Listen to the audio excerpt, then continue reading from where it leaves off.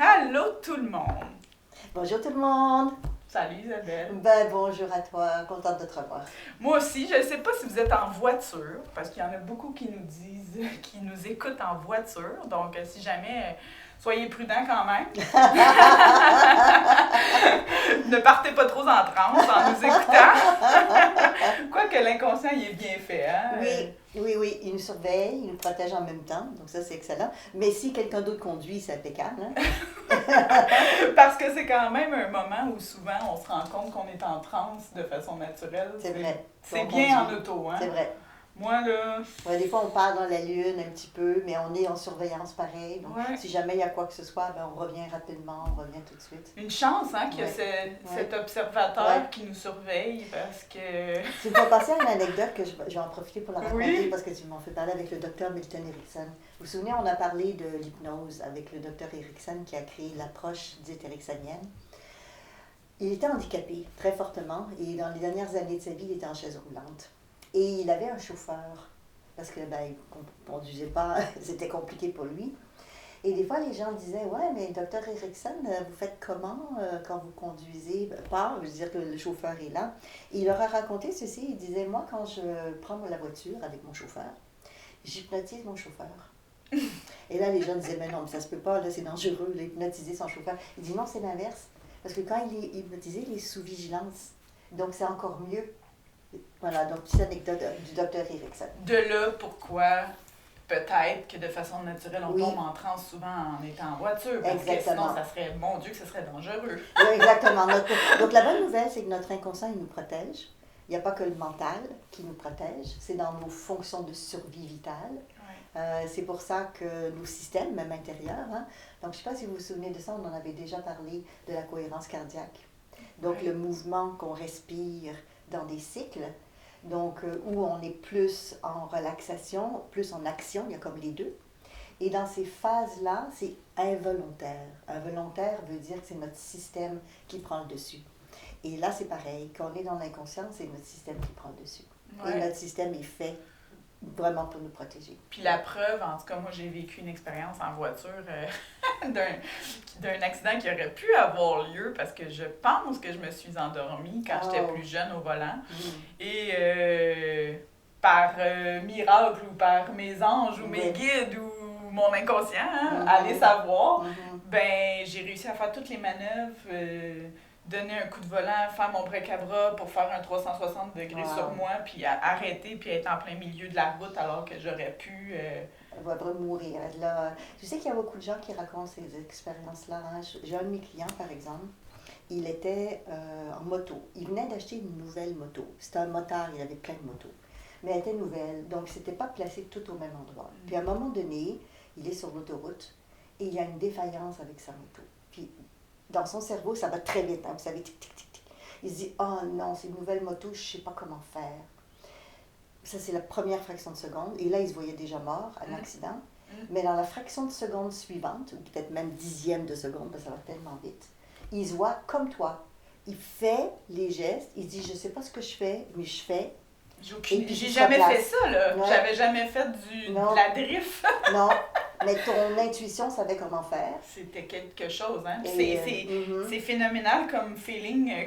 Hein? Imaginez-vous dormir, puis vous réveillez, puis vous êtes rendu pilote de course. Wow, non, c'est quelque chose. Lui, il m'a dit à peu près quelque chose de semblable. Il m'a dit qu'il s'est vu. Parce qu'il m'a dit, c'était comme si je survolais mon corps. En fait, il était en voyage astral. Et je survolais mon corps. Et il dit, il y a une entité, un être de lumière qui était à côté de moi et qui me disait quoi faire. Donc, c'est peut-être pas toi, ton expérience, mais ça a été la sienne. Il dit, après, je suis revenue dans mon corps. Et puis là, j'étais en sécurité, j'étais sur le côté de l'autoroute, puis ça allait. Ben c'est ça, moi, j'ai perdu connaissance dans le sens que je crois m'être endormie. Puis, je me souviens juste que quand j'ai ouvert les yeux, tout se faisait toute seule, sans que j'aille à penser. J'avais même pas ouvert les yeux encore, puis j'étais déjà en train de faire le mouvement pour tourner ma voiture dans le bon angle. Chose impossible, tu sais. Fait que, ça avait fait... Donc, tout ça pour dire que... des fois, on a le petit ange qui est avec nous, hein, dans des moments difficiles. Ou sur la route, moi, c'est parce que je conduis énormément aussi. Fait que c'est sûr que j'ai c'est pour ça que j'en parle, parce que c'est vraiment quelque chose que... C'est ma passion, je pense, d'être en voiture.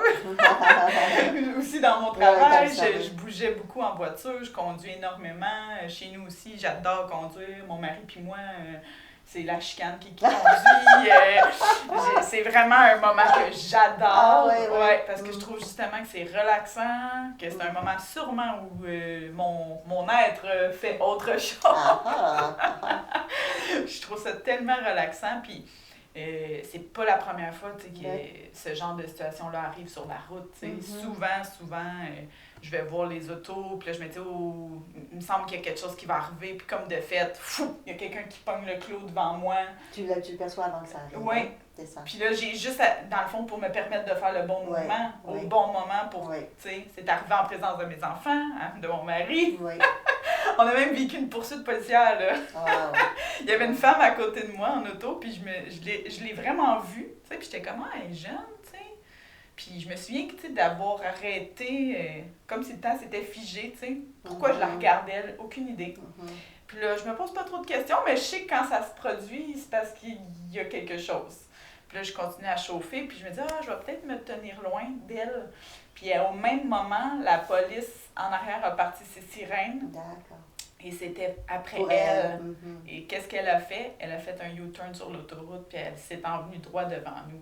Elle est allée vraiment plus loin, puis elle a reviré de bord, puis elle est revenue face contraire de la circulation. Mais c'est juste que j'avais eu comme une information, fait que j'avais eu le temps de me tasser de toutes les voies pour aller me coller sur l'accotement, parce que j'avais senti qu'il y avait quelque chose qui allait se passer. C'est tout ce que tu parles. Beaucoup de gens posent la question aussi à quoi ça sert de développer son intuition ou ses facultés psychiques. Ça, c'est un bon exemple, très bon exemple de à quoi ça sert. Parce que, et notre cerveau, et là je parle de notre mental aussi, et non pas juste nos facultés psychiques, il a cette capacité de nous avertir parce qu'il y a des signes qui sont inconscients, mais qu'on peut reconnaître. Et là, c'est ces signes-là qui peuvent sauver des vies, en fait. Vraiment. Oui. Puis, c'est de les écouter, parce que j'aurais pu facilement passer à côté, faire comme « elle n'est pas intéressante ». J'aurais, vous comprenez ce que je veux dire? J'aurais pu me retourner vite. Mais ça a fait comme « pourquoi je la regarde? » Puis là, ça l'a permis que le temps, comme on a dit, il fige un peu. Puis là, là, je savais que c'était une information.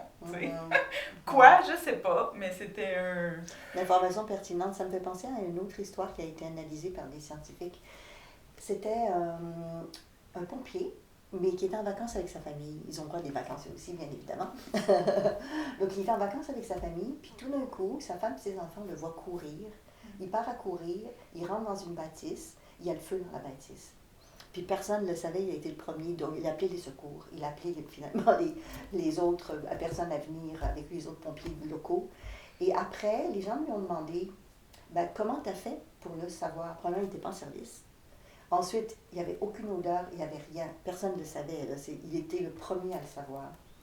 Et les gens disaient à l'époque que c'était l'intuition. Donc, je parle de ça parce qu'on a parlé un petit peu, l'intuition, la médiumnité, la canalisation. Et beaucoup de gens avaient des questions, fait que c'est pour ça qu'on navigue. Des fois, on revient sur des sujets pour éclaircir des points. Avec ce que tu me parles, avec les exemples que tu donnes, c'est juste parfait. Là. Donc, j'en profite. Donc, est-ce que c'était son intuition? Et puis, en fait, lui pensait que c'était son intuition aussi, mais en fait, les chercheurs ont décodé son processus et se sont rendus compte que ce n'était pas une intuition comme on imagine, c'est une forme d'intuition, mais qui est basée sur des reconnaissances de choses qui étaient encodées inconsciemment. Comme par exemple, dans ton cas, peut-être que cette femme-là, je dis peut-être, c'est peut-être autre chose, mais dans son mouvement du regard, dans la façon qu'elle a fait des choses, ça t'a rappelé inconsciemment d'autres expériences de cette vie-ci ou d'ailleurs. Intéressant. Mais dans le cas du pompier, c'est ça qui s'est passé. En fait, ils ont décodé qu'il avait perçu des signes qu'en tant que pompier, dans son métier, il a reconnu, mais complètement inconsciemment. Puis comme il était entraîné à être dans l'action, son corps a bougé tout de suite, et puis là, tout de suite, grâce à lui, il y a eu des vies qui ont été sauvées. Donc ça a amené un gros débat sur c'est quoi l'intuition versus des encodages d'expériences qu'on a déjà, qui se réactivent à des moments donnés, comme dans ce cas-ci pour nous sauver la vie. Puis qui ont été encodés de différentes façons. J'imagine que ça peut être un son qu'on entend, une odeur qui nous rappelle C'est comme l'instinct qui reprend le dessus. J'appelle ça instinct parce que justement, comme tu as dit, c'est des encodages de lointain. Mais tu as raison, c'est sûr que c'est ça en fait. Même dans des foules, des fois ça m'arrive. Je vais observer, puis là, il faut qu'on s'en aille. Je sens qu'il y a quelque chose qui s'en vient. Puis c'est rare que je me trompe, mais depuis que tu as dit ça, je le vois que dans le fond, je reconnais des mouvements. Des mouvements. Oui, ou peut-être une forme d'énergie aussi, de colère qui monte, ou je sais pas, là. Mais tu es en train de le dire, Oui, donc c'est tu ça. connectes à des émotions aussi qui sont là, c'est intéressant. Oui, fait que c'est drôle, autant de... Je vois ça se voit quelqu'un quand on est habitué d'observer. Puis d'être à l'écoute, justement. On sait savoir quand une personne est anxieuse, quand elle nous ment, ou... Je m'amuse à faire ça à l'aéroport, j'ai l'air un petit peu bizarre, mais je me dis tout le temps, c'est sûr que c'est pas lui qui trimballe quelque chose en cachette. Tu ferais une bonne détective. Oui, tu sais, quand je vois quelqu'un qui est en sueur, puis là, à l'aéroport, je suis comme, Ils vont t'engager comme douanière, je pourrais être comme les chiens renifleurs, mais ça existe pour vrai. Oui, ça existe pour vrai. L'être humain est capable de reconnaître chez un autre être humain des indices qui laissent croire. Mais c'est ce qu'ils font à l'aéroport maintenant en prenant l'iris et les yeux, parce qu'ils ont découvert qu'à l'intérieur, quelqu'un qui est nerveux, il va avoir un mouvement très différent au niveau des yeux que quelqu'un d'autre. C'est pour ça qu'ils font tout ce truc en partie, parce qu'il y a d'autres choses aussi. Mais ils nous analysent à travers les écrans et tout, parce qu'ils savent reconnaître justement si on est anxieux, nerveux, puis c'est toujours des indicateurs que peut-être il y aurait autre chose. Oui.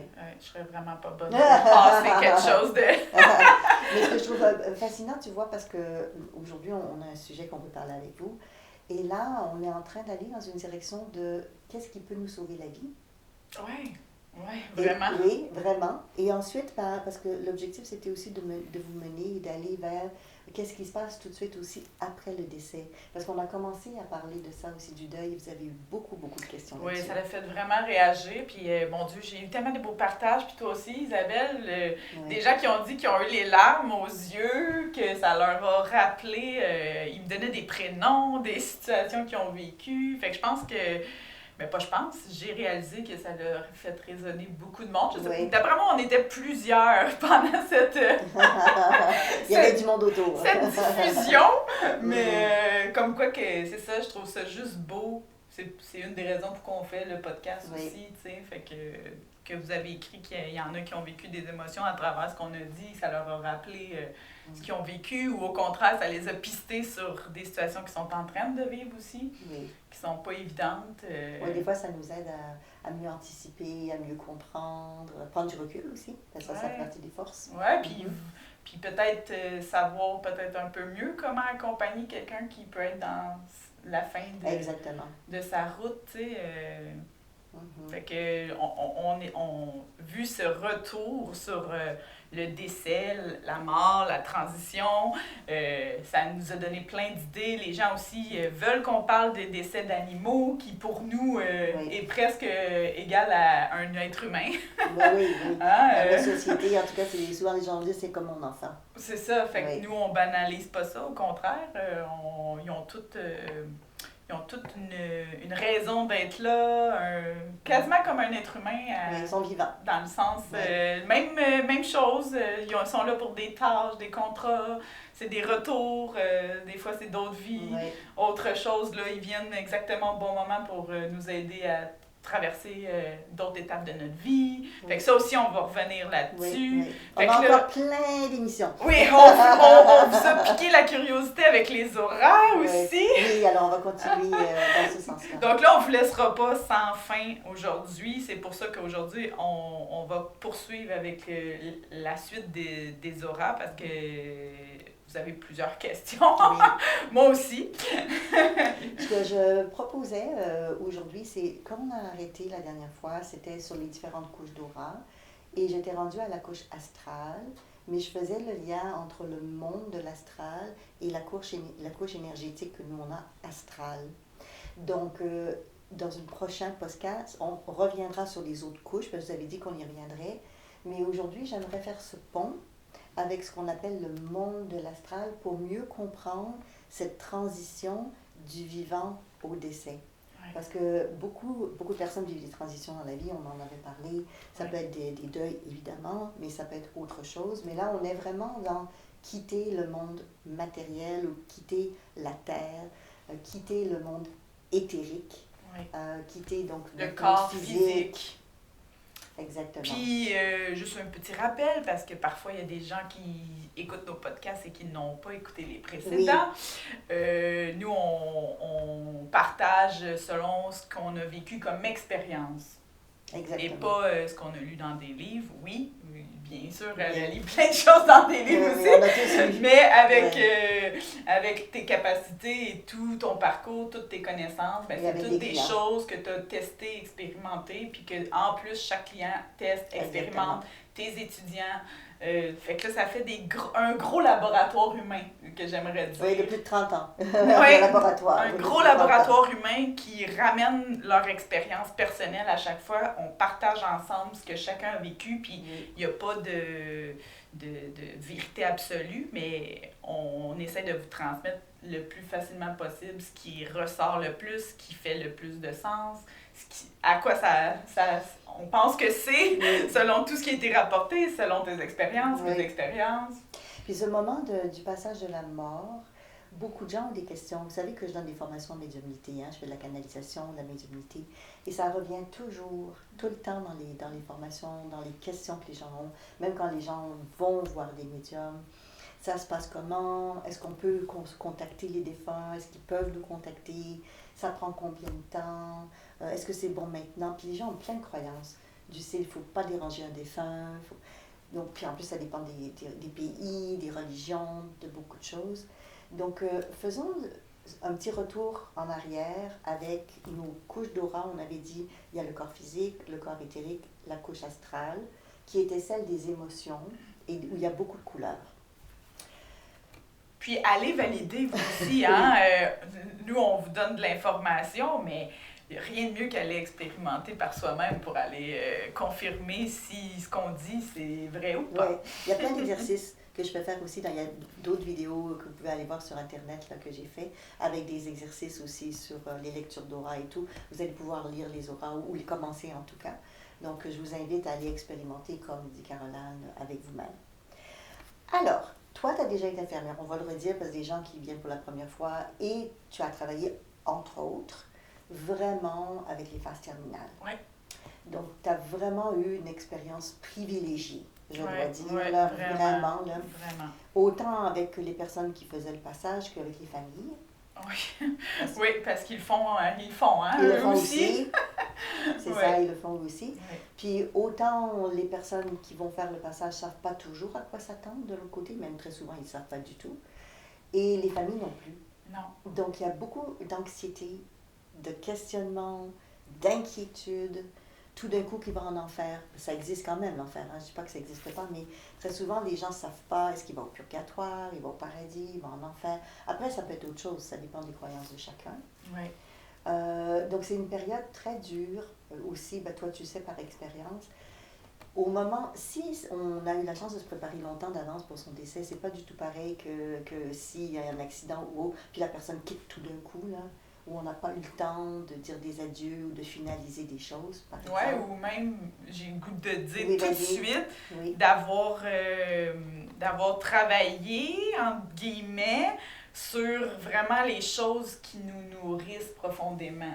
Tu sais, comme, c'est quoi le bonheur? Ben, je sais pas pour toi, Isabelle, mais pour moi, c'est qu'est-ce qui nous nourrit profondément, puis qu'on sent qu'on est accompli dans la vie, puis ben, souvent, c'est comme l'histoire du pêcheur, là, ou la chanson Fernand de Monsieur Poulain. Vous irez écouter ça si jamais vous ne connaissez pas cette histoire, mais de se rendre compte qu'en fin du compte, les gens riches, c'est ceux qui ont cultivé leurs valeurs, le monde pas matériel, en fait. Ça n'empêche pas les deux. Ça n'empêche pas d'être aisé financièrement ou pas, ça n'a rien à voir, mais c'est pas avec l'argent qu'on quitte la terre. Exact. Fait que je trouvais que ces gens-là étaient mieux équipés, mieux préparés parce que ils étaient fiers de leur vie, ils ont été dans les... Je dis pas qu'ils sont blancs comme neige, mais de façon générale, ils ont suivi leur cœur, ils ont respecté leurs valeurs, ils prenaient soin des autres à leur façon, ils contribuaient, ils redonnaient. Fait qu'il y avait comme une forme de sagesse, j'aurais envie de dire. Puis ça, ben ça paraissait tellement.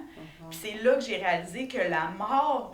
Là, je me mets la barre haute, je blague, mais j'ai réalisé que la mort peut être un moment tellement précieux pour enseigner à notre entourage, je pense, quelque chose de comme très essentiel à ce qu'on est venu faire ici sur Terre. Pourquoi je suis là? Non, c'est... Oui. Tu sais, mourir ou transitionner dans cette paix, dans cette confiance, puis dans cette, tu sais, j'ai bien vécu, je suis prête, tu sais. C'est ce qu'on souhaite tous. Je dis pas qu'il n'y a pas peur à l'intérieur et tout, là. C'est pas de l'inconnu, souvent. C'est ça, c'est pas un saint, mais, tu sais, d'avoir quand même cette capacité-là d'être dans une posture où on accepte, puis on fait confiance, puis on y va, tu sais. On le sent, puis ça se voyait. Les gens mouraient de cette façon-là. En paix, tu veux dire? Quand il était en paix, oui, c'est ça. Mais même moins de souffrance, moins de médicaments, souvent même pas de médicaments, ces gens-là. Comme si... Il n'y en avait plus besoin. Oui, comme si la souffrance, là, je dis des gros mots, là, mais c'est pas tous, mais j'en ai vraiment vu de mes yeux. Il y a des femmes qui accouchent et n'ont aucune douleur. Là. En passant, je l'ai vu ça aussi de mes yeux, fait que c'est pas de l'ésotérisme. C'est vraiment des choses qui peuvent arriver. D'après moi, ils n'ont pas de nerfs, ces femmes-là. Le système nerveux, j'ai jamais compris, mais je l'ai vu de mes yeux. Là. Des femmes accouchées, aucune douleur, puis c'est pas parce qu'ils étaient en transe, c'est vraiment le corps était comme ça. Fait que j'imagine qu'on peut le voir aussi en fin de vie. Ou, bref, c'est juste que la souffrance existait comme pas. Je voyais sur ce que tu dis parce que beaucoup de gens ont des questions sur ce passage-là.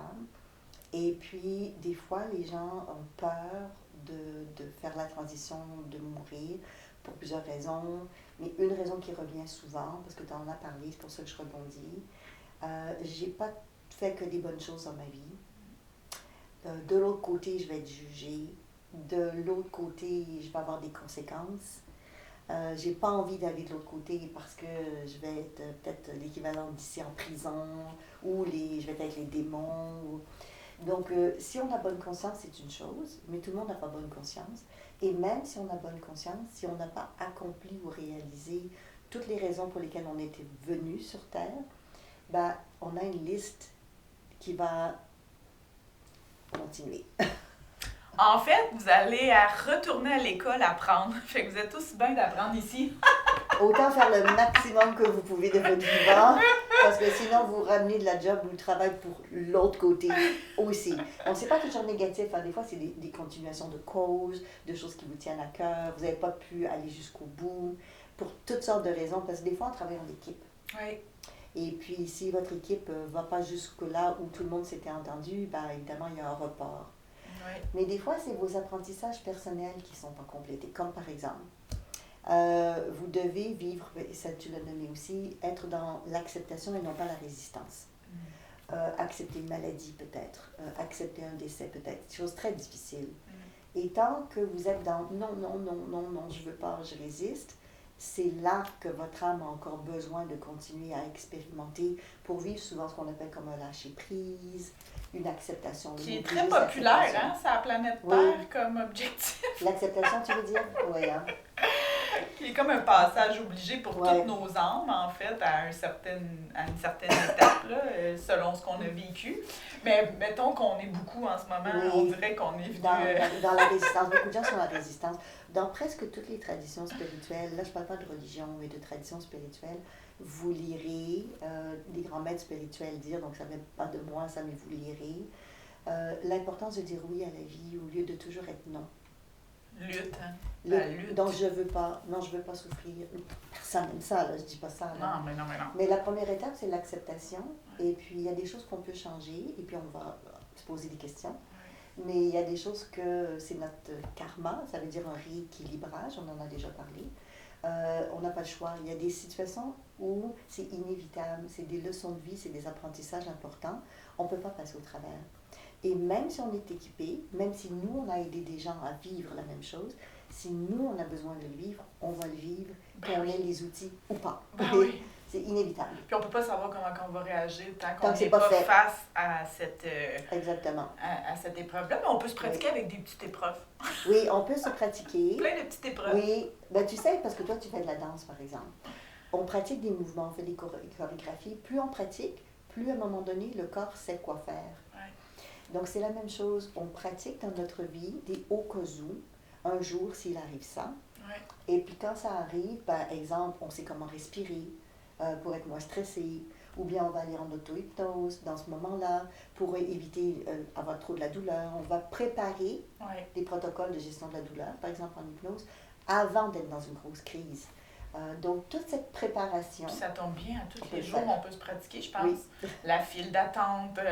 Ah oui, pour l'impatience, pour la frustration, on a de quoi faire. On a plein de situations, là. On a de quoi faire. C'est pas ça qui manque, hein, sur la planète Terre, de pratiquer. Puis je sais pas si tu as remarqué, mais au Québec, en tout cas, depuis la pandémie, on parle de la pandémie, mais ça fait déjà des années, mais c'est parce que ça a eu beaucoup d'impact sur beaucoup de monde. Les gens sont moins patients qu'ils étaient, donc il y a plus de frustration. En tout cas, moi, je vois beaucoup de gens en consultation, pas rien qu'avec moi, qui viennent pour des gestions émotionnelles. Ben, en fait, tu parles de ça, puis ça me fait juste réaliser que c'est ça, en fait, que la pandémie, elle a créé. Elle a comme confronté les gens à, tu sais, pas à une grosse maladie, mais un peu, certain, dans le sens que, tu sais, c'est venu vraiment comme voir, êtes-vous prêts? Oui. Hein? Est-ce que vous avez à travailler encore? Êtes-vous prêts? Parce que du jour au lendemain, tout peut arrêter, perdre ta job, c'est ce qui s'est passé, tu sais. Fait que ça a été un gros choc pour beaucoup de gens. Mm-hmm. Pour moi, c'était pas... tu sais, je l'ai bien vécu, j'ai pas été malade, ma famille non plus. Moi, les enfants, ils vont pas au service de garde. Notre vie était déjà, tu sais, qu'on travaille pas les deux comme des fous. Donc, c'était facile pour moi de gérer le fait que j'allais avoir mes enfants 24 heures sur 24. Tu sais, c'est là qu'on a vu, tu sais, quelle famille... selon les exigences de vie que vous aviez, bien évidemment. Exactement. Puis l'essentiel aussi. Ça nous a ramené à l'essentiel. Hein? Qu'est-ce qui nous manquait le plus? C'était la relation humaine. Oui, on a été trop isolés. Tu sais? Fait que ça nous a permis, je trouve, de faire un peu comme un petit cheminement, comme une fin de vie. Tu sais, dans le sens que, oh wow, OK, c'est quoi mes priorités? Qu'est-ce qui est important? Qu'est-ce qui me nourrit? Ça rappelle des souvenirs à certains d'entre vous. Hein. On ne veut pas vous ramener des souvenirs difficiles, c'est pas l'objectif, mais c'est vrai que dans des moments difficiles, ça nous confronte à qui on est, à nos valeurs, mais aussi, et c'est de ça qu'on parle, ce qui n'est pas finalisé. Parce que plusieurs personnes qui ont fait des EMI, donc encore une fois, expérience de mort imminente, reviennent après. Donc ça veut dire quoi? Ça veut dire par exemple, ils ont un accident, ils se retrouvent à l'hôpital, ils ont une chirurgie, et puis ils partent de l'autre côté. Ils reviennent, leur cœur a arrêté pendant une fraction de seconde, et ils reviennent et ils nous racontent qu'ils ont voyagé de l'autre côté. Donc je pense à un de mes clients tout dernièrement qui me disait, il s'est retrouvé à l'hôpital et puis il a été opéré, et il racontait qu'il avait vu, il pensait qu'il avait halluciné, parce qu'on ne sait pas ce que c'est. Hein. Il a dit, j'ai vu beaucoup de couleurs différentes. Ça, c'est le monde de l'astral, donc j'y reviens tout de suite. Plein de couleurs différentes. Il dit, il y avait du monde. Il y avait du monde. Il dit, je pensais que nous, ici, il y avait plein de monde. Ça, c'est intéressant aussi, parce que les gens pensent que de l'autre côté, il n'y a rien. Non, il y a du monde, il y a des âmes, il y a des énergies, il y a plein de choses. Il dit, après qu'il a visité plein de lieux différents, ben oui, c'est comme sur Terre, il y a plein de pays, il y a plein de lieux différents. Et après, il m'a dit qu'il s'est retrouvé quelque part, et puis il y avait un être qui était là, que lui a appelé Dieu, selon nos croyances bien sûr, et cet être lui a dit, il faut que tu retournes sur Terre, tu as encore des choses à apprendre. Donc, l'idée en arrière de ça, c'est ce qu'on est en train de parler. C'est que les gens disent, c'est le moment de la mort. C'est comme toi, tu n'es pas mort dans l'accident. Il y a des moments où c'est pas le moment. Parce qu'on a encore des choses à expérimenter. Je l'avais faite petite, fait que c'est correct. Tu avais déjà fait ça? J'ai fait un EMI petite. Bon, ben voilà. Je me suis noyée. Fait que oui, on a exploré. On a exploré déjà dans un autre épisode. Déjà, donc oui. C'est ça. Ben, pas dans un autre épisode, mais ensemble, dans une de tes formations, j'ai été explorer ça, mais Oui, continue. Ça me faisait penser à ça. Ça me fait penser à ça, oui. Oui, excusez, j'ai eu des petits... Non, mais c'est bien, mais c'est ça parce qu'on parle de EMI. Des petits flashs. Et beaucoup de gens, je pensais à une autre cliente cette semaine, son papa, il a 93 ans, et elle me disait qu'il lui a raconté qu'il avait fait un rêve où il était allé de l'autre côté. C'est que souvent, les gens, ils sont en état de transe, c'est comme un rêve, ils ont l'impression qu'ils ont halluciné, mais en fait, ils ont fait un EMI, ils ont quitté leur corps, ils sont déjà allés de l'autre côté. Oui. Et ça, je trouve ça bien parce que ça peut nous préparer, nous aider à comprendre. Le problème, c'est que souvent, après, ils s'en souviennent plus. Ou un voyage astral. Un voyage astral. Aussi, parce que moi, j'ai vu des gens faire des voyages astrales, les yeux ouverts à côté de moi, en soins palliatifs. En soins palliatifs, tu sais. Même en salle d'accouchement. Il te le disait? Après. Ouais. Donc ça, c'est parfait. Donc c'est vraiment de ça qu'on parle. Et cette préparation pour aller dans ce monde dit de l'astral, et là je parle des mondes de l'astral et non pas l'aura astrale. Donc la distinction est la suivante. Oui, important à faire, ouvrez les oreilles.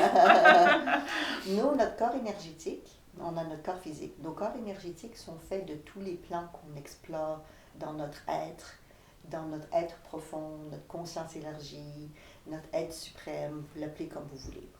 Donc à chaque niveau d'évolution, on a un corps qui décède, qui meurt. Nous, sur Terre, c'est le corps physique.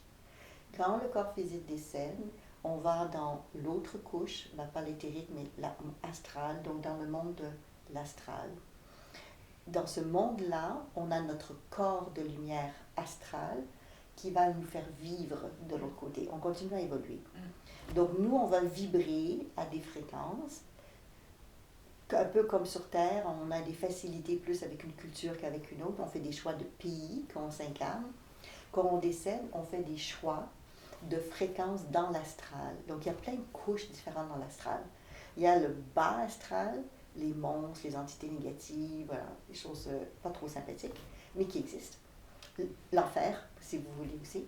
Et il y a des mondes plus supérieurs. On appelle ça l'astral supérieur, justement. Donc, selon ce qu'on a vécu sur Terre et où on en est dans notre expérience, on va de l'autre côté continuer à aller dans la même lignée de fréquence. Oui. C'est comme si tu choisis ton clan. Exactement. Tu choisis ton clan. À ton décès. À ton décès. Selon ton chemin de vie. C'est exactement ça.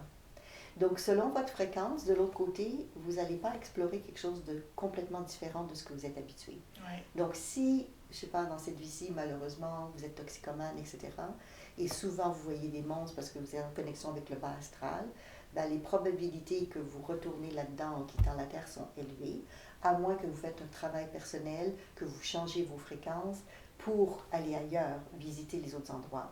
En d'autres mots, ce que ça veut dire, c'est qu'on va visiter des lieux qu'on connaît en premier. Oui. Puis ça me fait penser au film Nos Solars. Pour ceux qui n'ont jamais vu, bon, on repassera pour à quel point c'est bien fait visuellement. Oui, mais ça date d'il y a quelques années aussi. Ça date, mais c'est quand même, il est sur Gaïa et toutes ces chaînes. Là, d'ailleurs, j'ai revu ça passer, mais ça donne quand même une bonne idée de justement quelqu'un qui a mené une vie plus ou moins rose, un peu ce qu'il pourrait vivre de l'autre côté. De l'autre côté. Maintenant, sachez qu'on peut être dans le monde de l'astral et avoir une vie pas pieuse dans le sens que religieuse, mais une vie saine et équilibrée. On passe tous par le monde de l'astral, c'est une étape vers autre chose. Mais c'est pour dire que les gens, parce que tu parlais de ça, que toi tu as rencontré en tout cas quand tu étais aux soins palliatifs, selon l'évolution des gens, tu me dis si ça a été ton expérience, mais quand c'est possible en tout cas, les familles veulent souvent résoudre des choses avant qu'il y ait un des membres qui décède. Des fois c'est trop tard, des fois c'est possible. Oui. Autant les membres que la personne qui va décéder aussi. Exactement. C'est pour ça que j'ai eu beaucoup de confidences, parce qu'il fallait qu'ils disent au moins à quelqu'un, exactement. Même si le message ne se rend pas, parce que c'est ce qu'on leur disait, juste de le sortir, de le dire, ça va déjà être une étape. On ne peut pas tout résoudre, on ne peut pas ramener nécessairement toujours les gens. Quand il y a des conflits, en tout cas. Ben non, tu sais, puis il y a des gens qui sont morts aussi. Fait que là, on peut d'une certaine façon. Il y a plein de choses, mais juste de le dire à voix haute, qui sait, qui entend. Hein? Exactement. Ils sont là aussi. Aussi. Donc, quand c'est fait de façon en conscience, puis avec cœur, je te dirais, tu sais, ressenti, que tu as vraiment envie de demander pardon ou quoi que ce soit, même si la personne n'est pas là. C'est comme si je sentais que le message, il se rendait, tu sais. Donc, dans ce que Caroline a dit, pour que je vous explique, c'est que le verbe, la parole, c'est dans la première chose dans la Bible, hein? Le verbe. Donc, l'expression, c'est le souffle. C'est le souffle de notre vie. Donc, à travers le fait de verbaliser, d'exprimer, au lieu de garder à l'intérieur, c'est envoyer dans l'univers. Et particulièrement, si on a une intention, comme par exemple dire « je suis désolée, excuse-moi », j'ai fait des choses que je regrette, peu importe, à une personne, c'est comme si on ciblait cette personne-là et qu'on lui envoyait un message privé. Ouais. Comme si on écrivait un texto, un mail à cette personne-là. Et même si elle n'est pas là au moment où on dit, comme si on laisse un message sur un répondeur ou comme si on envoie un mail, la personne, du moment où elle va ouvrir son ordi, le mail va faire un petit pop-up et là, c'est son inconscient qui va recevoir le message ou son être énergétique. Donc, la personne reçoit quand même le message, même si on n'a pas parlé à la personne dans son corps physique. C'est ça, je te connaissais pas à ce moment-là. Tu vois, on le faisait. Oui. Puis aujourd'hui, je comprends que le message, il se rendait pour vrai, tu sais. Je le sentais, mais c'est pas plus compliqué que ça non plus, envoyer un message à quelqu'un. Non, c'est ça. On va juste d'être très dans notre corps, dans notre ressenti, puis vraiment le percevoir, le diriger, puis ça... je dirais l'authenticité puis la justesse. Ouais. Parce que je peux dire, oh, je suis désolée, puis même rien penser de ça, là. Mais habituellement, quand on dit ça juste avant de décéder, on est pas mal sincère, habituellement. Oui, puis tu sais, comme on a parlé un peu, c'est comme si pour la majorité des gens, il y a déjà... même ceux qui étaient fermés, pas ouverts, ben, ils sont déjà confrontés à ça. T'sais. C'est comme si déjà, ils leur montrent des choses. Fait que ça commence à bousculer, tu sais. Aussi, tu sais, je le voyais beaucoup, que les gens, il y avait beaucoup de questions. Ils se demandaient qu'est-ce qui se passait. C'est normal qu'ils entendent des voix. C'est normal que, tu sais. Là, c'est comme si les sens s'ouvraient. Fait que ça devient anxiogène pour certains, quand ils n'ont jamais été ouverts d'esprit. Qu'on leur a jamais dit que ça existait. Oui. Mais oui. C'est ça que je veux dire. Dieu merci, maintenant, il existe des accompagnements spirituels dans les maisons de soins palliatifs, pas juste la Bible et Jésus, et quoique c'est correct, mais là, il y a comme plus une ouverture, même au niveau des soins palliatifs, il y a une ouverture avec le spirituel que les gens ils ont accepté. Là. Même à Saint-Jérôme, ici, il y a vraiment une guide spirituelle pour les gens. Fait que j'étais comme, waouh, ça, c'est une évolution. Là. Écoute, c'est merveilleux ce que tu dis, parce que c'est sûr qu'avec toutes les expériences que les gens vivent hors du corps et autres, qui racontent beaucoup plus ouvertement qu'avant, et il y a des recherches scientifiques qui sont faites là-dessus maintenant, ça ouvre la porte à dire, on ne sait pas expliquer nécessairement, scientifiquement parlant, je veux dire, mais ça existe. Les gens le racontent, on ne peut pas le nier. On peut dire après, il n'y a pas d'études scientifiques, c'est vrai, c'est pas basé sur la science matérialiste non plus. C'est à d'autres niveaux. Mais quand comme moi, j'ai été choyée, parce que je travaillais avec la naissance puis la mort, puis c'est là où il se passe beaucoup de ça. Puis j'ai des enfants, là aussi, ça se passe beaucoup. Fait que là, quand on baigne dans ces environnements-là, on peut pas faire autrement que de le voir, là. C'est une chance que j'ai eue d'être baignée là-dedans depuis que j'ai 19 ans puis que j'étais infirmière, tu sais, qui me parlait de ça. Puis moi, j'ai toujours été ouverte d'esprit, fait que je disais, parle-moi-en. Oui, curieux. C'est ça que je faisais, c'était mon réflexe, tu sais, ah oui, puis fait qu'au moins il se sentait bien, puis mais j'en ai entendu des choses, mais je savais pas qu'en fait, c'était ça, tu sais. Fait que c'est ça qui est beau, puis même en salle d'accouchement, tu sais, pendant le travail, les mamans, ils sont plusieurs après à avoir vécu des choses qui s'expliquent pas, tu sais. Les mamans, ils savaient quand les bébés allaient pas, ils étaient capables de le dire, il fallait qu'on les écoute. J'ai toujours écouté, tu sais, parce que justement, je me disais, le corps est intelligent, là, puis je les connectais avec ça aussi, d'écouter leur corps, puis même les bébés, tu sais, il y a comme... C'est ça, c'est comme des univers où on peut vraiment être en connexion avec ces autres... c'est des moments puissants où peut-être les gens sont vraiment plus accompagnés aussi, ou en tout cas, c'est des moments marquants de l'être humain terrestre, même s'il y en a à tous les jours de notre vie, là. Mais ça démontre quand même une chose importante, c'est que c'est naturel. Ouais. La connexion avec des êtres de l'au-delà, la compréhension des différents mondes, voyager en corps astral, les gens racontent ça de tout temps. C'est naturel. Donc, il ne faut pas s'en faire avec ça. Par contre, c'est vrai qu'il y a des moments où on parle de transition importante, la venue au monde sur Terre et le départ, où on accepte plus volontiers que les gens nous disent des expériences différentes, on va dire. Exact. Mais ça reste encore très tabou, vécu seul quand ça arrive dans une famille que le jeune il commence à parler, qu'il voit quelqu'un dans sa chambre. On veut pas que notre enfant ait l'air fou. Oui, bon, il y a quand même des problèmes de santé mentale, on s'entend. Là. Donc, c'est sûr qu'on veut faire attention à ça. On fait la part des choses. La part des choses, exactement. Mais très souvent, c'est parce qu'ils se connectent à d'autres mondes et d'autres réalités, parce que la connexion est naturelle.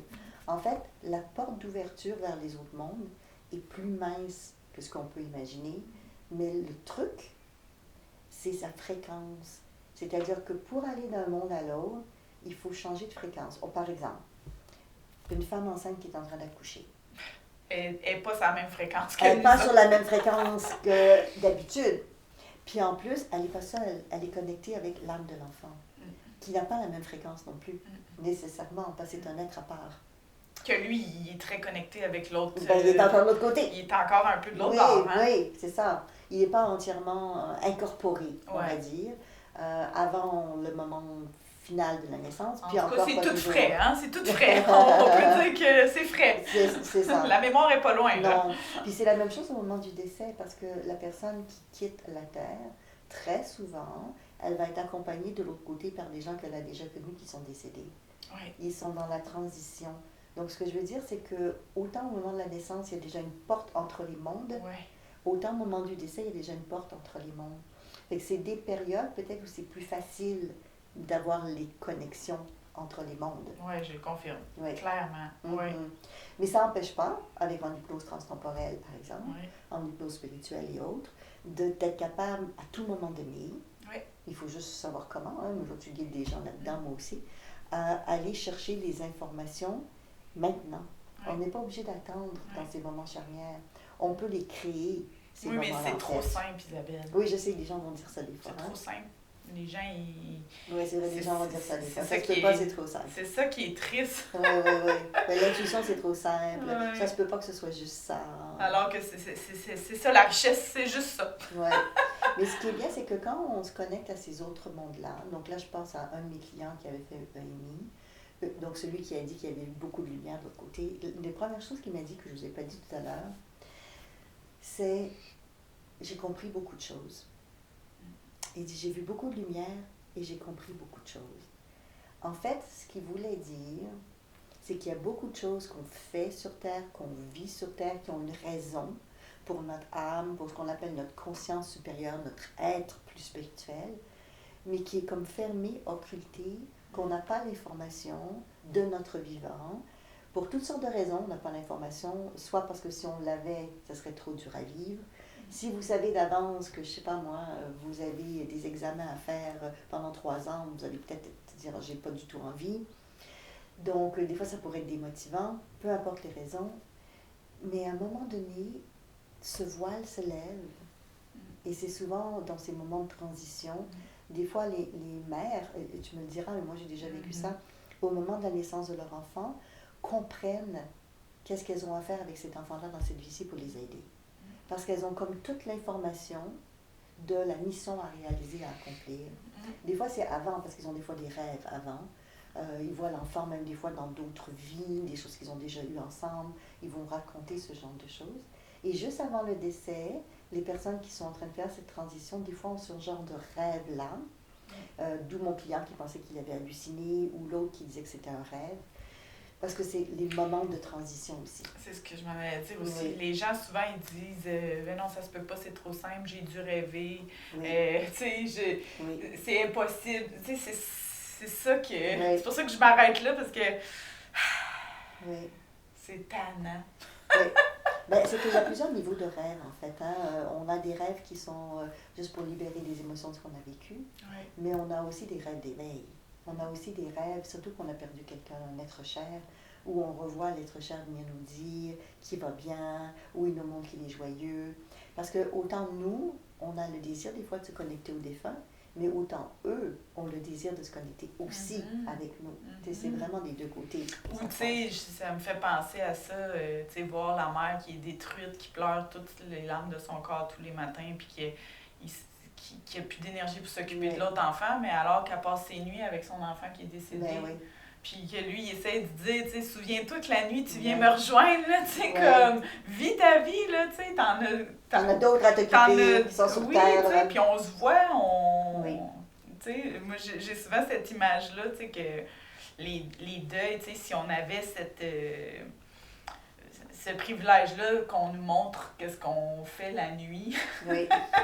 Quoique souvent, les gens qui ont vécu des gros deuils vont finir par être capables de percevoir parce que justement, ils ont cette curiosité-là de vouloir comprendre. Hein? Je pense que ça prend une certaine motivation aussi, peut-être des fois, tu sais, Puis il veut passer au-delà de la peur, je te dirais.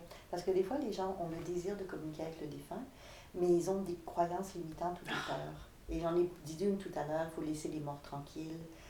Je vais y venir tout de suite à celle-là parce qu'elle revient souvent, cette croyance-là. En fait, c'est la même chose que sur Terre. Vous avez peut-être entendu ça, tout ce qui est en haut est comme ce qui est en bas et vice-versa. Puis on le répète souvent. On le répète souvent en plus. Donc, si du vivant, du défunt, c'était quelqu'un qui n'aimait pas parler souvent, vous l'appeliez puis il ne vous répondait pas, ou il vous disait « laisse-moi tranquille », il va faire pas mal pareil de l'autre côté. Donc, faudrait que je commence à répondre au téléphone. Ça dépend de notre tempérament. Mais quand la personne décède, donc au moment du passage, elle quitte le corps physique, mais elle part avec son corps astral et ses autres corps. Donc, elle ne part pas sans rien. Elle quitte son corps physique seulement comme elle enlève un vêtement. C'est pareil. Donc, elle enlève le vêtement, et elle part avec ses autres corps de lumière. Dans ces autres corps de lumière, le premier niveau, encore une fois, par l'éthérique, c'est le astral. Et là, cette personne-là, elle va prendre la fréquence de ce qu'elle a vécu sur Terre, donc au début. Donc, si sur Terre, c'était quelqu'un, achète-moi pas, laisse-moi tranquille, je fais mes petites affaires, si vous avez envie de communiquer avec l'autre côté, les chances qu'elle va vous dire « je suis disponible » sont plus minces. En fait, elle garde vraiment son identité, là, ses traits de caractère, ses habitudes. C'est exactement ça. D'autant plus que le monde de l'astral, j'en ai déjà parlé dans les autres podcasts, mais vous écouterez, ou bien si c'est la première fois que vous nous écoutez, dans le monde de l'astral, c'est lié avec les émotions. Donc oui, de l'autre côté, on peut vivre des émotions. Donc si de votre vivant, vous êtes frustré, en colère, coupable ou quoi que ce soit, c'est pas en mourant que vous allez arrêter de l'être. Ça, c'est bon de le savoir. Il faut travailler sur soi. Gestion émotionnelle, j'en ai parlé tout à l'heure. Comme le précédent qu'on a parlé de décès, de vider nos sacs à dos maintenant. Dans la mesure du possible, voyager léger. C'est réellement ça. Donc, le client me dit, de l'autre côté, j'ai compris des choses. Ce qu'il voulait dire, encore une fois, c'est que son âme avait décidé des choses qu'il devait apprendre. Mais il n'avait pas conscientisé où il en était ou pourquoi il avait vécu ça de cette manière. Et ensuite, un guide lui a dit, il faut que tu retournes, tu n'as pas encore fini. Il avait 89 ans. Il n'avait pas fini, imaginez. Il y avait encore des trucs à faire, oh my God. Donc, c'est juste pour dire que tant aussi longtemps qu'on a des choses à vivre qui ne peuvent pas continuer de l'autre côté. Je vais expliquer ce que je veux dire. Parce qu'on peut continuer une évolution de l'autre côté. Oui, on peut continuer beaucoup de choses. Mais si ça implique des personnes qui sont incarnées sur Terre en même temps que nous, si on ne le fait pas tout de suite, il faut refaire un cycle, que la personne revienne, qu'on se retrouve à nouveau physiquement pour le résoudre. On ne peut pas le résoudre de l'autre côté si c'est quelque chose qui doit être résolu dans la matière. Puis en plus, c'est que ça garde la personne dans un système qui se limite dans une temporalité qui a été choisie. Du genre, on décide d'aller au resto ensemble, on va au resto de telle heure à telle heure. Après, chacun de notre côté. Il y a un timing, il y a une limite dans la rencontre. Et si on n'a pas dit, on n'a pas fait, des fois ça nous arrive, je voulais lui dire, je ne l'ai pas fait. Hein. L'autre opportunité peut prendre un certain temps. Donc c'est pour ça que lui est revenu. Il est revenu parce qu'il avait encore des choses à finir, à finaliser. Et là, je reviens avec l'expérience que toi tu as vécue, des gens au moment du décès qui n'avaient pas finalisé des choses. Oui, vraiment. Oui. Ça se passe comment aussi dans les familles? Parce que les familles aussi savent qu'il y a des choses qui ne sont pas finies ou conclues. Ben, on dirait que c'est comme un gros portrait de la vie, la mort. Oui. C'est comme si tout refait surface, tu sais, c'est comme... Je pense que c'est pour ça que c'est si intense, puis que c'est pour ça qu'il y a des maisons de soins palliatifs qui existent, puis que Dieu merci, rajoutons-en, puis écoute, c'est même pas le gouvernement, là, c'est des... Ils vont chercher ils vont chercher des sous, là, je sais pas trop comment ça s'appelle, mais ils vont chercher de l'argent et tout, puis tu sais, chaque maison de soins palliatifs a souvent juste 9 lits. Puis pourquoi? Ben, c'est pour offrir un soin de qualité dans le support qu'on offre à la famille, parce que la famille vit dans la maison de soins palliatifs avec nous. Les enfants peuvent vivre avec nous 24 heures sur 24. Là. Oui. Fait que c'est comme si on a des familles qui hébergent dans chaque maison, je dis maison, tu vois? Oui. Dans les 9, tu sais, puis il y a une infirmière pour 3 patients, puis c'est ça, fait que ça devient tellement comme... Intense parce que tout ce qui passait incognito, là, ça passe plus incognito, tu sais, tout refait surface. Oui. Tu sais, fait que c'est comme un catalyseur mais aussi personnel, hein? Tu sais, comme un catalyseur dans le sens que toutes tes peurs à toi, la femme de cet homme, mettons, qui va mourir, tout sort aussi, fait que ça devient... c'est vraiment quelque chose que... C'est pour ça qu'il faut qu'on en parle de la mort pour mieux se préparer pour vrai au Québec, parce que on n'est jamais prête à ce que quelqu'un parte, puis notre vie est finie. Puis je comprends, là, on est tous mêmes aussi, là, je sais pas comment je vais réagir, mais au moins j'essaie de me préparer. Oui. Au moins j'essaie, tu comprends? Souvent je m'imagine, si mon mari serait plus là, ok, tu sais, si je perds un enfant, tu sais, c'est important pour moi de l'imaginer quand même pour me dire, tu sais, qu'est-ce qu'il faudrait que je fasse, tu sais, ça serait quoi mon apprentissage là-dedans, tu sais, comme pour essayer de me préparer puis de le faire pendant que je suis saine d'esprit, tu sais, je dirais, tu sais, parce que c'est sûr que la santé mentale, c'est pas long que ça bascule, tu sais, on est fragile, là, quand que... Ça, c'est sûr, c'est des moments importants. On est vraiment vulnérable, fait que c'est vraiment important que quand on a notre santé saine, d'aller chercher des outils puis de déjà penser à ça, tu sais, les gens, on dirait que souvent, ils vont dire « Ah là, je peux pas m'imaginer ça, je vais mourir », tu sais. Oui, mais là, ça l'aide pas du tout, c'est pas mal ça qui va arriver sûrement. Puis on en voit, hein, le mari meurt l'autre dans la même semaine. Moi, je le voyais, là, des fois, à l'hôpital, les deux étaient dans la même chambre, là, on avait en CHSLD, on avait 2 patients, ils allaient super bien, là, ça fait 7 ans là, que Pierre et Jocelyne sont dans leur chambre. Pierre, il meurt, Jocelyne était top shape. Jocelyne, 2 semaines plus tard, c'est terminé, elle est partie. Tu sais? Ben, des fois, il reste aussi pour soutenir l'autre, dans le sens qu'il serait déjà prêt à aller de l'autre côté. Ou bien il reste parce que l'autre a encore des choses à expérimenter. Tellement. Le CHSLD, si tu permets, parce qu'il y a des gens hors du Québec qui nous écoutent, ça veut dire Centre hospitalier de longue durée. Oui. Voilà. Donc, où les personnes... Un centre d'hébergement. C'est ça. Oui. Mais qui est vraiment... pour les gens qui ont vraiment peu de capacité, il faut se le dire. Là. Moins de mobilité, puis plus de capacité. Oui, ils sont très gravement malades, quand même. Là. Ce genre de choses. L'endroit où on ne veut pas nécessairement aller. Là. Non, ben c'est sûr que c'est pas... Quand on est là, on comprend que ça veut dire que c'est une des dernières demeures où on va aller. Là. Puis qu'on est trop lourd pour... On est trop lourd pour que les familles ou d'autres personnes puissent s'occuper de nous. Ouais. C'est ça que ça veut dire. Là. De là, l'aide médicale à mourir... Qui est, en fait, c'est pour... Il y a beaucoup de... Ben, pas tous, tant qu'il n'y a pas de maladie dégénérative. C'est ça, c'est ça. Fait que maintenant, ça va être moins peuplé dans ces centres-là, parce que c'était beaucoup l'Alzheimer. en tout cas, hein, il y en a des choses que maintenant, l'aide médicale à mourir prenne en charge. Oui, exactement, ça a bien changé. Je sais que c'est pas légal dans tous les pays, l'assistance à mourir, mais ça l'est chez nous, ça l'est dans certains pays, en Suisse et autres. Donc, il y a une évolution qui se met en place là-dessus, mais évidemment, on s'est pris très au sérieux. Les gens vont voir des intervenants, il faut qu'ils aient toute leur tête au moment où ils fassent les demandes. Mais c'est juste pour dire qu'il y a cette évolution qui est là. Ouais. Moi, j'aimerais revenir, si tu veux bien, à ton expérience. Je vais dire ce que je recherche particulièrement. C'est qu'on parlait qu'au moment du décès, de l'autre côté, pas tout de suite, mais de l'autre côté, on va aux mêmes fréquences d'où on est. Ce qui fait que si on n'a pas résolu les choses de l'autre côté, ben, il y a des résolutions à finaliser. Et malheureusement pour nous, si c'est des choses terrestres qu'on n'a pas fait, il faudra revenir pour le refaire. Donc ça veut dire qu'avant le décès, quand il y a le contact avec la personne qui va quitter et la famille, souvent aussi c'est des amis, pas que de la famille, mais les gens autour. Ou les amants et les amants, voilà, ça arrive, hein? Ça arrive souvent.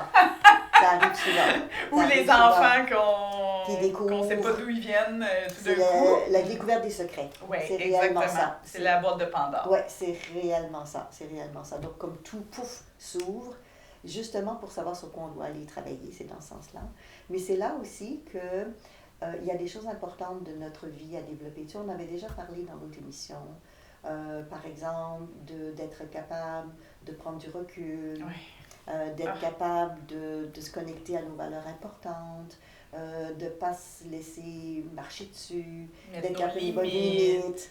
Parce que c'est dans ces phases plus intenses qu'il y a du désespoir, que les gens sont dans toutes sortes de leur état, soit parce qu'ils ne veulent pas accepter la mort ou quoi que ce soit, ou parce qu'il y a des choses non résolues, ils peuvent transférer le fardeau ou la culpabilité aussi aux autres membres de la famille. Donc j'imagine que tu as déjà vu ce genre de situation. Ah oui, ah oui, plein de fois. Plein de fois. Oui, plein de fois. Puis ça se passe comment? Plein de fois. Comment les gens réussissent soit à résoudre ou pas résoudre? Parce que c'est dur ces moments-là où on a une intensité encore plus forte. Oui, bien c'est pour ça que je disais que j'ai l'impression que les gens décèdent comme ils ont vécu. C'est une bonne exemple. Oui. Ça veut dire que ces gens-là, souvent, pas souvent, pas toujours, mais j'en ai vu qui ont fait des records Guinness, là, tu sais, de pas manger pendant des semaines, que tu dis, non, là, tu sais, juste à quel point elle est enragée de la vie, elle va mourir comme ça, tu sais, elle va dépasser les statistiques, elle va se rendre au bout du bout, comme pour, peut-être inconsciemment, mais faire voir à la famille, tu sais, à quel point elle a souffert, ou tu sais... fait que c'est comme pas des beaux décès, tu sais, on voit que même dans le visage, tu sais, on dirait que si t'étais pas là au moment de la mort, tu peux juste regarder le corps, puis le corps parle beaucoup, dans sa posture, dans les traits du visage, comment ça... Comment la personne est partie. Oui. Dans quelle émotion elle est partie. Ou même le corps, hein, même le corps, comment il réagit après, hein, parce qu'on sait qu'on est un corps physique, donc après le corps, il lâche tout. Fait qu'il y en a qui... c'est impressionnant ce qui se produit pour en avoir vécu. Puis d'autres, tu sais, au contraire, on dirait qu'ils refroidissent jamais. Tu sais, tu comprends? Il y a comme un... Là, c'est un peu weird, mais ceux qui travaillent en soins palliatifs pourront vous le dire. Mais il y en a qui deviennent très vite, tu sais, moins moins physiquement... Et puis de vitalité. Oui, ça descend très vite, puis ça devient très vite rigide. La couleur, tout là, il y a quelque chose qui se passe, puis il y en a d'autres, le corps reste beau, tu sais, des heures et des heures, parce que nous, en soins palliatifs, on les garde pendant plusieurs heures, parce qu'on fait comme le salon funéraire une première fois en vrai, pour qu'ils puissent vraiment le vivre. Ça l'aide à passer mieux le deuil selon les statistiques. Fait que, la famille reste là. Oui, fait que nous, on faisait exprès pour... fait que moi, j'en ai vu des corps pendant des heures et des heures et des heures et des heures. Fait que, tu sais, il y en a qui sentent pas du tout. On va juste aller à l'odeur, là, tu sais. Fait que ça me donnait une indication, tu sais. J'observais dans mon esprit, ça me donnait de l'information que quand ils partent... comme j'appelais ça comme des petits poulets, parce que Seigneur, c'est tellement simple que tu l'as manqué, là. C'était comme impossible que ça soit là, tu sais. C'est pour ça qu'on disait ça. Puis c'est ça, on le voit, tu sais, c'est comme une brillance qui apparaît, ou une peau qui devient comme plus vive, Mm-hmm. là, vivante. Le corps, il veut pas comme se désintégrer ou pourrir, ou je sais pas comment l'expliquer, c'est difficile. Puis ça relâche pas, tu sais, il y a comme... C'est beau. Puis d'autres qui se sont tellement battus, puis là, ils rendent le corps à un niveau difficile. Que, tu sais, on peut même pas croire que le corps physique peut se rendre jusque-là en termes de maigreur ou... Tu comprends qu'est-ce que je veux dire? Puis là, sans parler de la mécanisme du cœur, comment il fonctionne, les poumons, comment ils respirent, tu sais. Le souffle là, qu'on parle, là, les poumons, moi j'étais... Quand on travaille en soins palliatifs, on focus beaucoup sur les poumons. L'air, le souffle, c'est un très fort indicateur pour nous de savoir l'état de la personne. Fait qu'on commence à...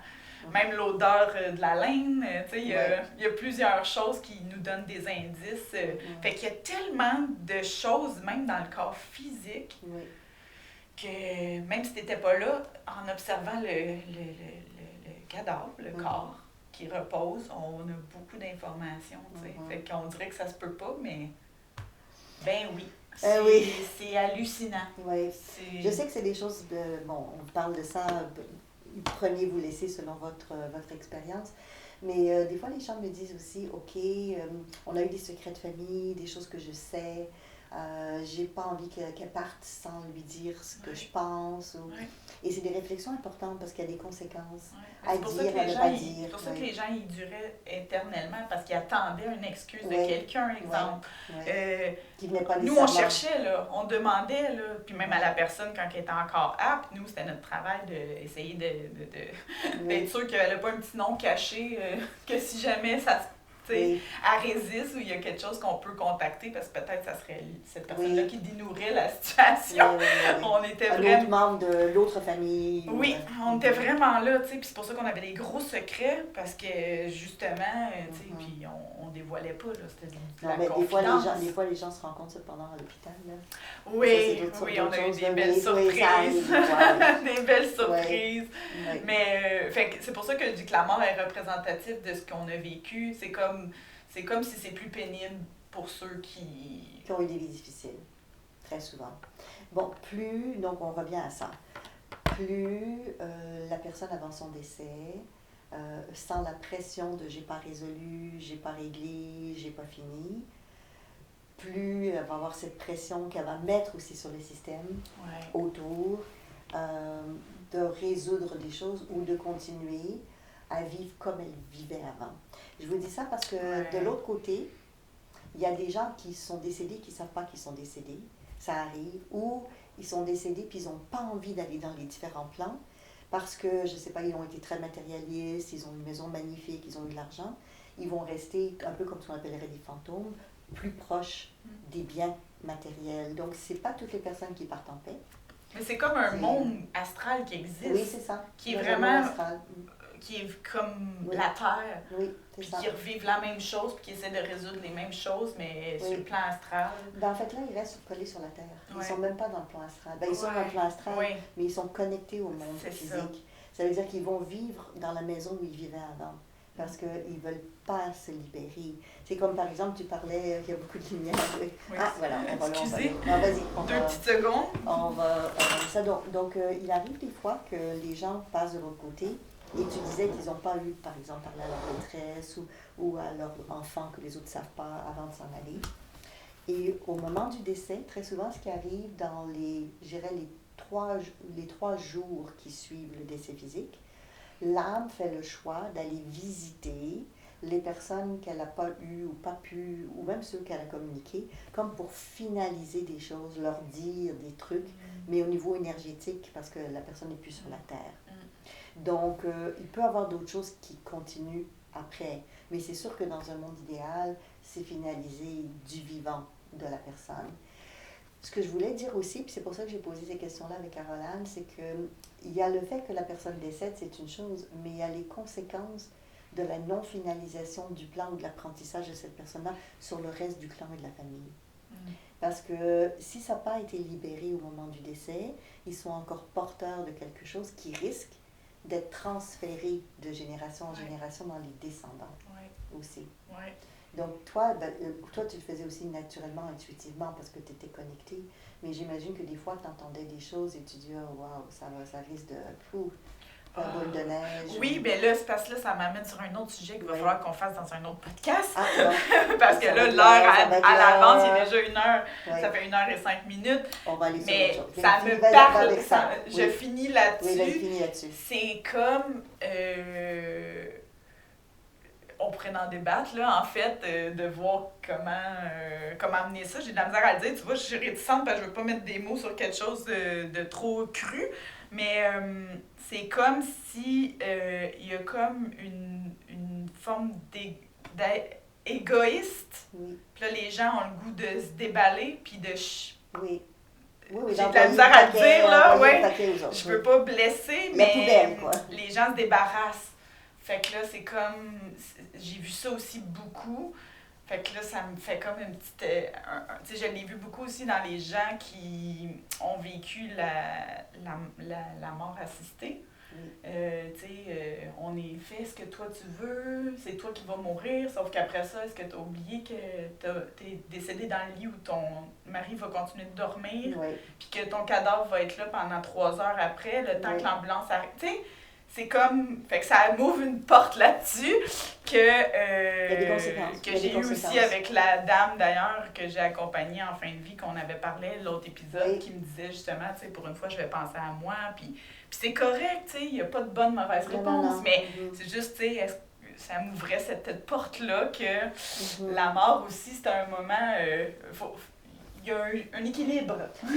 C'est sûr qu'il y a des gens de leur vivant qui pensent qu'à eux. Puis il y a des gens dans la mort qui pensent qu'à eux, voilà. Donc, on vit dans un système, puis il y a des conséquences pour les personnes qui restent. Et c'est pour ça que je voulais ramener ce sujet-là, pour dire oui, il y a le passage, puis on va y revenir, parce qu'il y a toutes les étapes que j'aimerais vous expliquer de l'autre côté. Mais dans le passage en lui-même, il faut penser à la personne qui s'en va, mais il faut penser aux personnes qui restent aussi. Et c'est souvent beaucoup plus difficile pour les personnes qui restent que pour les personnes qui s'en vont, pour toutes les raisons qu'on vient de dire. Parce qu'ils restent pris. Tu sais, le pauvre mari, là, que pendant des semaines ou même plus longtemps, il va penser à sa femme à côté. C'est quelque chose quand même. C'est ça. Puis je l'ai souvent vu aussi, la frustration des gens qui sont malades, puis je vais tellement faire attention à mes mots, là, qui sont malades, puis qui ne comprennent pas que leurs maris ne sont pas à la hauteur. Mais c'est parce que physiquement, c'est un choc, là. C'est quand il reste juste les prunelles de yeux pour te reconnaître, là. Tu sais, je comprends que toi, dans ton corps, tu te sens encore Isabelle David, mais moi, là, j'ai de la misère, là, si je serais ton mari, là, tu sais, ça se peut que je sois dépourvue, puis ça, c'est quelque chose, une frustration qui revient beaucoup des gens en fin de vie, que les conjoints, l'entourage, ils n'ont pas cette force. Ben écoute, c'est sûr que, premièrement, la personne qui commence à dépérir se voit souvent pas dépérir ou l'admet pas. Ils vont déjà dire non, ça se peut pas, non, c'est pas vrai. Vous avez déjà sûrement entendu ça. Non, je suis pas rendue là. Non, j'ai pas besoin d'appareil auditif. J'ai pas besoin, ça marche pas. Non. Donc, ils sont beaucoup dans le déni et on comprend pourquoi. Il y a des formes de déni parce que c'est trop dur à accepter. Puis on aimerait tous que les gens autour de nous prennent soin de nous jusqu'au bout. Mais malheureusement, ils ne sont pas formés pour, ils ne sont pas du milieu de la santé, ou ils ne sont pas des domestiques, ou ils ne sont pas des secrétaires. C'est très lourd, là. C'est très émotionnellement très... C'est déjà difficile. C'est très émotionnel. Oui, c'est déjà difficile à vivre. Même un parent avec un enfant en fin de vie, il lève, il a le goût de pleurer, il voit que c'est plus le corps de son... Fait que c'est la même chose. C'est difficile, là. Fait que, tu sais, cette position-là aussi que je trouve importante, peut-être qu'on revienne là-dessus, c'est pas évident. Puis je pense que ça serait bien qu'en tant qu'être humain, on pense à ça. Que oui, on peut mourir de façon en pensant à nous, en se faisant du bien à nous. Par contre, notre famille, ça se peut que ça soit un choc puis qu'ils soient pas capables. Puis là, quand ça se produit, c'est là que ça peut mettre toute une suite dans le passage de la mort, parce que là, c'est comme s'ils étaient bien, mais là, ils sont en beau maudit, parce qu'ils ne comprennent pas comment ça se fait que la famille ne sont pas capables de donner le dernier coup avant qu'ils partent. Exactement. Mais c'est le temps que tu fasses toutes mes volontés, parce que je m'en vais, donc tu es supposé tout faire maintenant. Et ça aussi, on l'a vu beaucoup, ça doit être des mécanismes naturels de l'être humain, on est complexe, mais d'en avoir conscience que... je me souviens très bien, puis là, après ça, on vous laisse pour vrai, mais je me souviens très bien qu'une amie, avant de mourir, elle en voulait à sa mère de façon phénoménale.